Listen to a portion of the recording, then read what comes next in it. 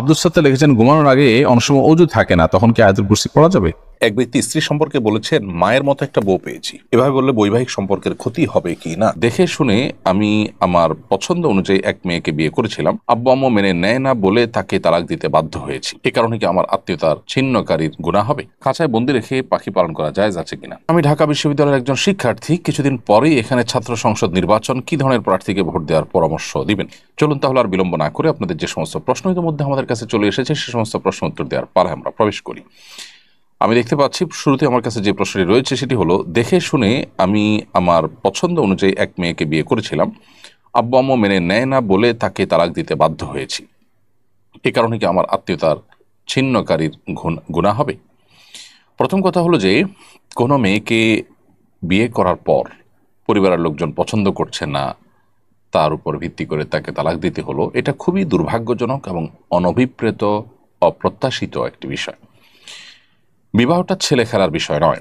নিছক আবেগের বশে আপনি একজনকে বিবাহ করলেন, আপনার পরিবারের কনসার্ন, আপনাদের পরিবারের মতামত আপনি নিলেন না, এবং পরিবারের চাপ কতটা আসতে পারে, আসলে সেটা আপনি সামলানোর কতটা ক্ষমতা আছে বা তাদেরকে কতটা কনভিন্স করার মতো সুযোগ আপনার হাতে আছে, সে বিষয়গুলোকে বিবেচনায় না রেখে নিছক আবেগের বশে একটা মেয়েকে বিয়ে করার পর যখন আপনি তাকে তালাক দিতে হলো আপনার বাবা মার কথায় বা পরিবারের লোকদের কথায়, তখন সে মেয়েটার উপর এটা কত বড় জুলুম হয় এবং তার উপর কত বড় অবিচার হয় সেটা বলার অপেক্ষা রাখে না। বিধায় এই বিষয়টা অত্যন্ত সেন্সিটিভ এবং অত্যন্ত স্পর্শকাতর, মানুষের অধিকারের ব্যাপার, মানুষের হকের ব্যাপার, একটা মানুষকে ক্ষতিগ্রস্ত করার মতো ইস্যু।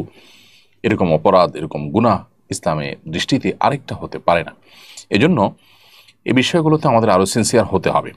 বাবা মা যদি কোনো যৌক্তিক কারণে আপনাকে তালাক দিতে পারেন, যেখানে দেখা গেছে যে আপনি হয়তো খুবই দিন বিমুখ একটা মেয়ে বিয়ে করেছেন, যার ফলে আপনার ভবিষ্যৎ প্রজন্মের ভবিষ্যৎ অন্ধকারের মধ্যে পড়তে পারে, সেরকম যৌক্তিক কোনো গ্রাউন্ড থেকে তারা যদি আপনাকে তালাক দেওয়ার নির্দেশনা দেন এবং সেটার কারণে আপনি তালাক দিতে হয়, সেটা ভিন্ন কথা। আর তা না হলে নিছক আপনার ঠুনকো অজুহাতের ভিত্তিতে বা তাদের অমতে কেন করেছেন সেজন্য, অথবা অন্য কোনো আপনার ঠুনকো অজুহাতের কারণে যদি আপনি তাকে তালাক দেন, তাহলে সেটা হবে অন্যায়। সেটা আরেকটা গুরুত্বপূর্ণ বিষয়। যৌক্তিক কারণে দিলে তো ঠিক আছে। এর পাশাপাশি আত্মীয়তার ছিন্ন করার যে বিষয়টা আপনার মূল প্রশ্ন, সেটি অবশ্য এখানে কার্যকর হবে না। কারণ রক্ত সম্পর্কেও আত্মীয় যারা আছেন তাদের সাথে সম্পর্ক ছিন্ন করার ব্যাপারে শরীয়ত আমাদেরকে গুরুত্ব আরোপ করেছে এবং সেখানে সম্পর্ক ছিন্ন করাটা হারাম। কারোর সাথে বিবাহ বন্ধনে আবদ্ধ হয়েছেন, তার সঙ্গে যৌক্তিক কারণে, শরিয়া গ্রাহ্য কারণে যদি তালাক বা বিচ্ছেদে যেতে হয়, তাহলে এটাও তো এক প্রকার আত্মীয়তার সম্পর্ক ছিন্ন করা। শরীয়ত এটাকে তো অনুমোদন করেছে। ইসলামে তো তালাক নিষিদ্ধ নয়। অতএব বোঝা গেল যে এটা আত্মীয়তার সম্পর্ক ছিন্ন হিসাবে গণ্য হবে না। এরপরে প্রশ্ন হলো যে, আমি ঢাকা বিশ্ববিদ্যালয়ের একজন শিক্ষার্থী, কিছুদিন পরেই এখানে ছাত্র সংসদ নির্বাচন, কি ধরনের প্রার্থীকে ভোট দেওয়ার পরামর্শ দিবেন? সবচেয়ে গুরুত্বপূর্ণ বিষয় হলো যে, কাকে ভোট দিলে আপনার শিক্ষাঙ্গনের কাঙ্ক্ষিত পরিবেশ আপনি পাবেন,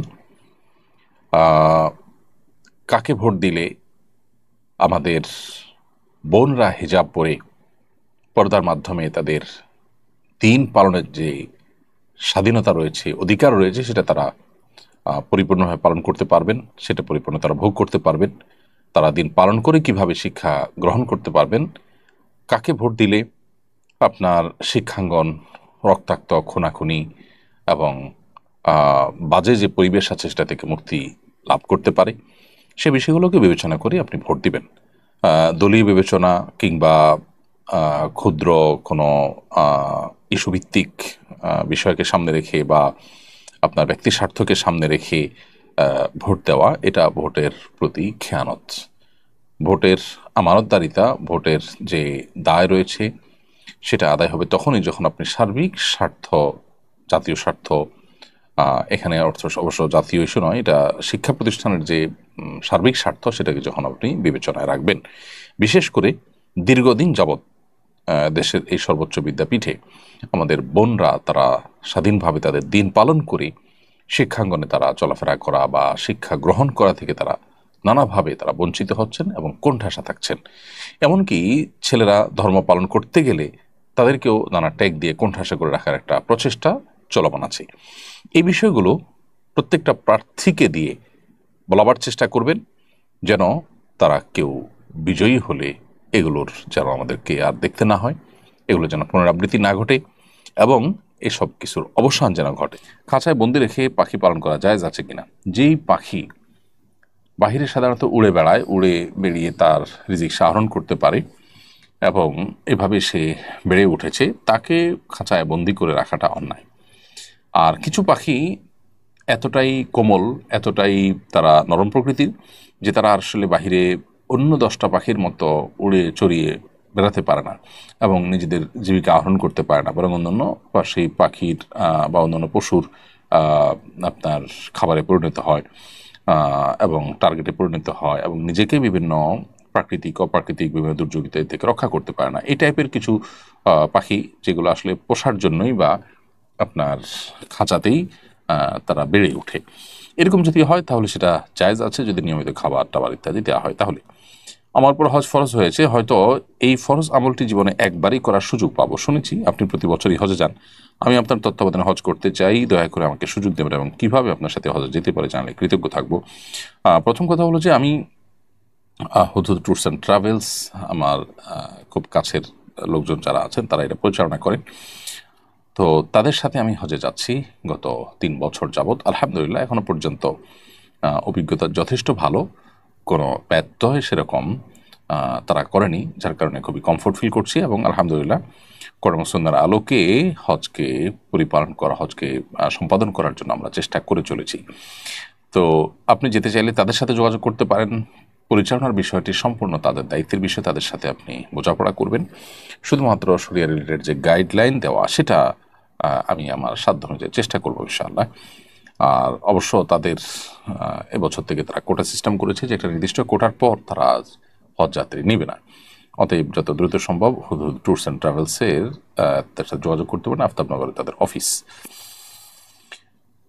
পাকিস্তানে ভয়াবহ বন্যায় অসংখ্য হতাহত হয়েছে, প্রতিবেশী হিসাবে আমাদের করণীয় কি? খুবই নির্মম, খুবই দুর্ভাগ্যজনক এবং খুবই ব্যথিত হওয়ার মতো একটি ঘটনা এটি আসলে, যে শত শত মানুষের প্রাণহানি ঘটেছে পাকিস্তানের ভয়াবহ বন্যায়। প্রতিবেশী দেশের এই দুর্যোগে আমাদের উচিত তাদের পাশে সাধ্য অনুযায়ী দাঁড়ানো। আমি অবশ্য এখনো জানি না যে আমরা সরকারিভাবে কোনো উদ্যোগ নিয়েছি কিনা রাষ্ট্রীয়ভাবে তাদের পাশে দাঁড়াবার জন্য, সেটা রেস্কিউ হোক অন্য কোনো দিক থেকে হোক। আমাদের সাধ্য যে খুব বেশি আছে তা না, কিন্তু ক্ষুদ্র সাধ্য নিয়ে সামর্থ্য নিয়ে হলেও প্রতিবেশী দেশের প্রতি আমাদের সম্প্রীতি জানানো দরকার। এবং যদি সরকার উদ্যোগ না নিয়ে থাকে, আমি আহ্বান জানাবো সরকারকে যেন এটার জন্য কোনো না কোনো উদ্যোগ নেওয়া হয় এবং আমরা সাধারণ মানুষ আমরা সে সমস্ত উদ্যোগে সামিল হতে পারি। এছাড়া আল্লাহ রাব্বুল আলামিনের কাছে দোয়া করবো, নিবেদন করবো, আল্লাহ রাব্বুল আলামিন এই বন্যায় যারা মারা গেছেন তাদেরকে শাহাদাতের মর্যাদা দান করুন এবং তাদের পরিবারদেরকে আল্লাহ তাআলা শোক সামলাবার তৌফিক দান করুন। আব্দুল সাত্তার লিখেছেন, ঘুমানোর আগে অনেক সময় অজু থাকে না, তখন কি আয়াতুল কুরসি পড়া যাবে? অবশ্যই পড়া যাবে। আয়াতুল কুরসি পড়ার জন্য অজু করা জরুরি না, মুখস্থ তেলাওয়াত করতে হলে অজু আবশ্যক না, বিধে আপনি অবশ্যই ঘুমানোর আগে অজু না থাকলে আয়াতুল কুরসি কেন 3 কুল কোরআন কারীমের অন্যান্য সূরাও আপনি পাঠ করতে পারবেন। এক ব্যক্তি স্ত্রী সম্পর্কে বলেছেন, মায়ের মতো একটা বউ পেয়েছি। এর মাধ্যমে তিনি বোঝাতে চেয়েছেন তার স্ত্রী মায়ের মতো যত্ন আত্মি করে তার। এভাবে বললে বৈবাহিক সম্পর্কের ক্ষতি হবে কি না? এভাবে বললে অবশ্য শরিয়া যেটাকে জেহার বলেছে, অর্থাৎ স্ত্রীকে যদি মা কিংবা কোনো মাহরামের সাথে তুলনা করা হয়, তুমি আমার মায়ের মতো, আমার মা যেরকম হারাম তুমি এরকম হারাম, এই টাইপের কথাবার্তা বললে সেটাকে জেহার বলা হয়। তো এই কথা প্রশ্নে যেভাবে বলেছেন এভাবে বললে এটা জেহারের আওতা পড়বে না, কিন্তু এ ধরনের কথা বলা থেকে বিরত থাকা উচিত, কারণ এটা শুনতে যেমন শ্রুতিকটু, ঠিক একইভাবে এটা জেহারের সাথে সাদৃশ্য হয় এবং ধোঁয়াশা তৈরি করে। বিধায় এ ধরনের কথা না বলে মূল বিষয়টাকে অন্য কোনোভাবে বলা যায় যে সে আমাকে অনেক বেশি যত্ন আত্মি করে, আমার মা আমাকে টেক কেয়ার করতো, এখন মা নেই, অথবা মায়ের অনুপস্থিতিতে সে টেক কেয়ার করে যত্নাত্তি করে, সেটা আপনি বলতে পারেন, কিন্তু একেবারে মায়ের মতো বউ পেয়েছি এরকম বলাটা অনুচিত। যদিও এর কারণে বিবাহ ভাঙবে না কিংবা জেহার হবে না। পুরুষ শিক্ষকের কাছে মেয়ে শিক্ষার্থীদের মৌখিক পরীক্ষা দেওয়া যায় হবে কিনা? পর্দা মেনটেন করে মৌখিক পরীক্ষা দিলে সেটি না জায়েজ হবে না, সেটি জায়েজ হবে। পর্দা পরিপূর্ণভাবে পালন করে পুরুষ শিক্ষকের কাছে মৌখিক পরীক্ষা দেওয়া যেতে পারে। কিছু কিছু মেডিকেলে ট্রান্সজেন্ডার স্বাস্থ্যসেবা কেন্দ্র চালু করা হয়েছে, বিষয়টা কতটুকু গুরুতর মনে করেন এবং এই বিষয়ে আমাদের করণীয় কি? খুবই দুর্ভাগ্যজনক, এটি কোনোভাবেই এটি মেনে নেওয়ার মতো নয়। যারা মনে করছেন যে তারা অধিকার দিচ্ছেন, সংখ্যায় যারা কম তাদের অধিকার দিচ্ছেন, তারা নিজেদের অজান্তে মূলত দেশে প্রচলিত আইনের বিরুদ্ধে একটি কাজ তারা করছেন। কারণ যে মানুষগুলো নিজেদেরকে ট্রান্সজেন্ডার ঘোষণা করেন তারা আসলে সমকামী। একজন ছেলে যখন নিজেকে মেয়ে ঘোষণা করেন তখন তিনি মেয়ে ঘোষিত হয়ে একজন ছেলের সঙ্গে বিবাহ করেন, এবং ছেলে হয়ে যখন মেয়ে ঘোষণা করেন নিজেকে এবং আরেকজন ছেলেকে বিয়ে করেন মানে পরিণতিতে, ফলশ্রুতিতে ছেলে ছেলে শারীরিক সম্পর্কের মাধ্যমে সমকামিতা প্রতিষ্ঠিত হয়। তো এই জন্য সমকামিতাকে এদেশে প্রতিষ্ঠা করবার জন্য যুগ যুগ ধরে পশ্চিমা বিকৃতিবাদীরা চেষ্টা করে যখন কোনোভাবে সফল হয় নাই, তখন তারা নতুন করে এই ট্রান্সজেন্ডার বাদের এই পদ্ধতিটাকে গোটা পৃথিবীতে তারা খুব অ্যাগ্রেসিভলি এটাকে তারা প্রতিষ্ঠা করবার চেষ্টা করছে। গোটা পৃথিবীতে তারা এটাকে এমন পর্যায়ে নিয়ে গেছে, এটা রীতিমতো সন্ত্রাসের মতো, জঙ্গিবাদের মতো একটা উগ্রবাদ তারা প্রতিষ্ঠা করছে। এবং সেজন্যই কিন্তু রাশিয়া, চায়না সহ পৃথিবীর বহু দেশ তারা কিন্তু এই ট্রান্সজেন্ডার এই মতবাদকে রীতিমতো উগ্রবাদ হিসেবে আখ্যায়িত করেছে। বিধায় আমাদের দেশে মেডিকেলগুলোতে স্বাস্থ্যসেবায় এই ট্রান্সজেন্ডার জন্য আলাদা করে সেবা চালু করা এটা বেআইনি কাজ, এবং আমার মনে হয় এটা বন্ধ করা উচিত। খন্দকার আবু বাকার, আপনি লিখেছেন, জাদু করে মেয়ে বিয়ে দিলে তারপর স্বামী জানতে পারলে কি তাকে তালাক দিতে পারবে? তালাক আল্লাহ তাআলার কাছে সবচাইতে অপছন্দনীয় তালাক, বৈধ বিষয়, যার কারণে একান্ত অনন্য উপায় না হলে তালাকের পথে হাঁটা উচিত না। একেবারে নিরুপায় কোনো উপায় যদি না থাকে তখন শুধুমাত্র তালাকের পথে হাঁটা উচিত। এরপরে প্রশ্ন হলো, সরকারি প্রাইজ বন্ড কেনা জায়েজ হবে কিনা? সরকারি প্রাইজ বন্ড কিনে এরপরের প্রাইজ বন্ডের যে আপনার ড্র হয়, সে ড্রয়ের মাধ্যমে যে অতিরিক্ত টাকা নেওয়া হয় বা টাকা পাওয়ার সুযোগ থাকে, সেটা সম্পূর্ণ হারাম। অতএব আপনি প্রাইজ বন্ড কেনার মানে আপনি সেই ড্রয়ে অংশগ্রহণ করতে চাচ্ছেন, তবে সুদের যে আপনার বিষয়টি রয়েছে এখানে, আপনি 100 টাকার প্রাইজ বন্ড কিনে ধরুন 1 লক্ষ টাকা, অথবা 10,000 টাকার প্রাইজ বন্ড কিনে আপনি 1 লক্ষ 5 লক্ষ টাকা পাওয়ার সুযোগ থাকছে। এই যে সুযোগ থাকছে, সে সুযোগটাই সুদভিত্তিক সুযোগ। তো সেটা নেওয়ার জন্য আপনি মানসিক প্রস্তুতি নিয়েছেন, এটা অবশ্যই হালাল নয়, এটা অবশ্যই হারাম। বিধায় যদি কেউ না জেনে এটা করেও থাকেন, তাহলে প্রাইজ বন্ড সেল করে যে টাকার প্রাইজ বন্ড শুধু সে টাকা তিনি ব্যাক করে নিতে পারেন। আমাদের এলাকার এক ব্যক্তিকে প্রতারণামূলকভাবে অজ্ঞান করে অপারেশনের মাধ্যমে হিজড়া বানানো হয়েছে। সে এক সন্তানের পিতা, যেভাবেই হোক সে একজনের প্রতারণার ফাঁদে পড়ে এই দুরবস্থার শিকার হয়েছে। এ বিষয়ে আমার দুটি জিজ্ঞাসা। এক, এই অবস্থায় এরা পুরুষ হিসাবে বিবেচিত হবে নাকি নারী হিসাবে? 2, হিজড়া বানানোর ব্যবসা বন্ধ আমাদের করণীয় কি? কৃত্রিমভাবে যাদেরকে হিজড়া বানানো হয়েছে তারা মূলত তারা পুরুষ থেকে থাকলে জৈবিকভাবে তারা পুরুষ হিসাবে বিবেচিত হবে শরীয়তের দৃষ্টিকোণ থেকে। অতএব তাদেরকে হিজড়া মনে করার কোনো কারণ নাই, বরং তারা পুরুষ থাকবে, পুরুষের বিধিবিধান তাদের জন্য প্রযোজ্য হবে।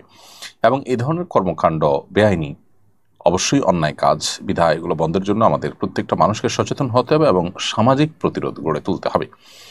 এক গবেষণা জানা গেছে, ঢাকায় 75,000 পথ শিশু নেশায় আসক্ত। এই শিশুদের পুনর্বাসনে রাষ্ট্র সমাজের করণীয় কি? সবচেয়ে সহজ উপায় আমার কাছে মনে হয়, এই শিশুদেরকে দেশের সবচাইতে পরীক্ষিত আপনজন ওলামা ইকরাম, যারা দেশের কোনো টাকা বাইরে পাচার করেন না, যারা দেশের বাইরে নিজেদেরকে প্রতিষ্ঠা করবার চেষ্টাও সেভাবে করেন না, বিচ্ছিন্ন কোনো ঘটনা থাকতে পারে, এর বাইরে সাধারণত দেশের ওলামা ইকরাম দেশকে ভালোবাসেন এবং বিশেষ করে এরকম এতিম শিশু, অসহায় শিশু যারা আছে তাদেরকে পুনর্বাসন করে থাকেন। দেশের যে কওমি মাদ্রাসাগুলো আছে, কওমি মাদ্রাসাগুলোতে যে পরিমাণ এতিম অসহায় শিশুরা বসবাস করে এবং তাদের আশ্রয় হয় এবং তারা সুশিক্ষা শিক্ষিত হয় এবং সমাজকে তারা কিছু দিতে পারে, সেটা যদি কয় মাদ্রাসাগুলো না করতো, ওলামা একরাম না করতেন, তাহলে দেশের অবস্থা কোথায় গিয়ে ঠেকতো এবং এরা অপরাধ জগতের সাথে কতটা মিশে পড়ে ভয়ঙ্কর অবস্থা সৃষ্টি করতো সেটা বলার অপেক্ষা রাখে না। মাদ্রাসাগুলোর উদ্যোগ নেওয়ার কারণে তারা যেখানে পথ শিশু থেকে বা আপনার এতিম অসহায় শিশু থেকে তারা দেশের সুনাগরিকে পরিণত হয়ে দেশের বরং নানাভাবে তারা অবদান রাখছে, তারা আলেমে পরিণত হচ্ছেন, মানুষকে দীক্ষা দিচ্ছেন তাদের অনেকে। সেই জায়গা থেকে আমার কাছে মনে হয় ঢাকা যে ৭৫,০০০ পথ শিশু নেশা আসক্ত হওয়ার কথা শোনা যাচ্ছে, তাদের পুনর্বাসনের জন্য ওলামা ইকরামকে দায়িত্ব দেওয়া হোক। যে সমস্ত এনজিওগুলো বিদেশিদের কাছ থেকে তহবিল এনে তারা নানাবিধ মুখরোচক প্রজেক্ট ইত্যাদির কথা শোনায় এবং এই জাতীয় শিশুদের দায়িত্ব ভার গ্রহণ করে, তাদের কাছে এরা কখনো ততটা নিরাপদ নয়। অতএব ওলামা ইকরাম বা কয় মাদ্রাসাগুলোতে তাদের পুনর্বাসনের ব্যবস্থা করা হলে আমার মনে হয় যে এই সমস্যার সবচাইতে ভালো সমাধান করা সম্ভব। হজ ফরজ হওয়ার পর ইচ্ছাকৃতভাবে বিলম্ব করলে গুনাহ হবে কিনা? হজ ফরজ হওয়ার পর তৎক্ষণাৎ হজ আদায় করা উচিত, এটাই হলো সংখ্যাগরিষ্ঠ ইমামদের মত। যদি তৎক্ষণাৎ না করে বিলম্ব করে তাহলে গুনাহগার হবে মানুষ, যদিও বিলম্ব করে পরে হজ করে ফেললে সেই গুনাহটা উইথড্র হয়ে যাবে। তারপরেও হজ ফরজ হওয়ার পর বিলম্ব করা উচিত না, কারণ নবী করিম সাল্লাল্লাহু আলাইহি ওয়াসাল্লাম বলেছেন তা'জ্জালুল হজ, তোমরা হজ দ্রুততার সাথে করো, অর্থাৎ বিলম্ব করবে না। ফাইন্না আহাদাকুম লা ইয়াদরি মা ইয়ারুদুল্লাহ, কারণ তোমাদের কেউ জানে না তার জন্য কি অপেক্ষা করছে বা কিসের মুখোমুখি সে হবে। মুসনাদ আহমদে বর্ণিত আব্দুল্লাহ ইবনে আব্বাস রাদিয়াল্লাহু আনহু থেকে বর্ণিত হাদিসের আলোকে বোঝা যায় যে হজ আমাদের দ্রুততার সাথে করা উচিত। স্বাস্থ্য উপদেষ্টা পিতৃত্বকালীন ছুটি চালু করার সম্ভাবনার কথা জানিয়েছেন, আদতে এর প্রয়োজন আছে বলে মনে করেন কিনা, আর এটি শরীয়ত সম্মত কিনা?